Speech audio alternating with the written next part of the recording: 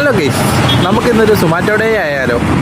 രാവിലെ 7 മണി തൊട്ട് നമുക്ക് വൈകുന്നേരം 6 മണി വരെ ഓടിയാൽ എത്ര രൂപ ഏണിങ്സ് ഉണ്ടാക്കാൻ നമുക്ക് നോക്കിയാലോ.